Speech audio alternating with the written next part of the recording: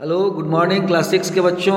आज मैं आप लोगों को आपके हिंदी व्याकरण किताब से एक चैप्टर रिवीजन करवा रहा हूँ। उस चैप्टर का नाम है विशेषण।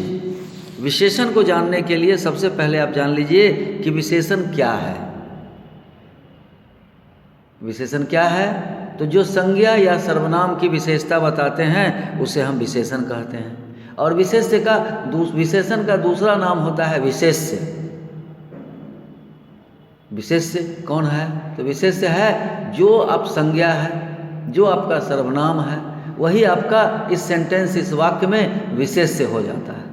विशेष्य मतलब जिसकी विशेषता बताई जाए। तो इस तरह से संज्ञा या सर्वनाम की विशेषता बताई जाती है, तो संज्ञा या सर्वनाम जो होता है वह विशेष्य हो जाता है।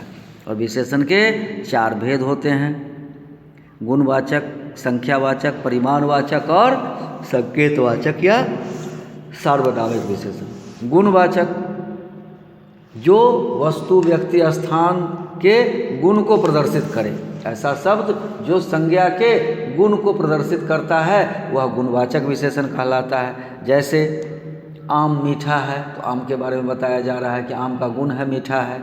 लड़के तेज हैं, लड़का का गुण बता रहा है।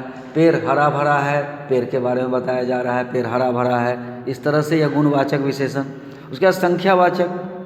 संख्यावाचक जिसमें आपको संख्या, गिनती की संख्या बताती हो, 1, 2, 5, 10। जैसे हम कहते हैं 2 बच्चे पढ़ रहे हैं, तो यहाँ पर बच्चे के बारे में कहा गया 2 बच्चे, तो वह संख्या हो गया, तो यह निश्चित संख्या हो गया। अब अनिश्चित संख्या भी होता है। अब जैसे कुछ बच्चे खेल रहे हैं, गिनती तो नहीं हुई लेकिन कुछ बच्चे तो हैं, तो यह कुछ शब्द जो है वह अनिश्चित संख्यावाचक। इसी तरह से परिमाणवाचक है।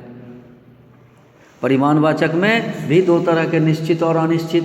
निश्चित परिमाणवाचक में आपको निश्चित संख्या दिखाई देती है और अनिश्चित परिमाणवाचक में अनिश्चित संख्या दिखाई देती है। उसमें संख्या, परिमाण, अनिश्चित मात्रा दिखाई देती है। अनिश्चित परिमाणवाचक 4 मीटर, निश्चित परिमाणवाचक 4 मीटर कपड़ा, और अनिश्चित परिमाणवाचक कुछ सामान, कुछ आलू। इस तरह से आप इसको याद करेंगे।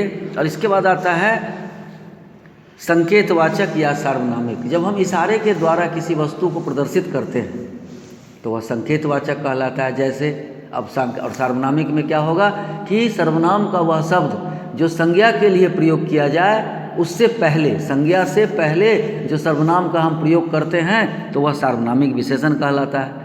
जैसे हम कहते हैं यह लड़का पढ़ रहा है। लड़का पढ़ रहा है, कौन लड़का पढ़ रहा है? यह लड़का पढ़ रहा है। इस तरह से हम इशारा करते हैं।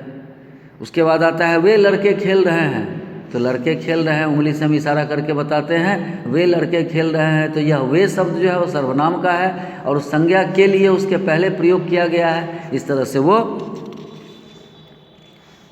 अब सार्वनामिक विशेषण और सर्वनाम में अंतर। जब संज्ञा के स्थान पर किसी शब्द का प्रयोग किया जाता है तो वह सर्वनाम कहलाता है। ध्यान दे के समझिएगा इसको। एक ही शब्द है जो सर्वनाम भी है और सार्वनामिक विशेषण भी है। तो सर्वनाम कब होता है? जब वह संज्ञा के स्थान पर उसके लिए प्रयोग किया जाए तो वह सर्वनाम है। लेकिन जब वही शब्द संज्ञा के पहले उसके साथ प्रयोग किया जाए तो उसे हम सार्वनामिक विशेषण कहते हैं। अब उसके बाद आता है, फिर दूसरे दिन मैं आपको बताऊंगा इसी चैप्टर को।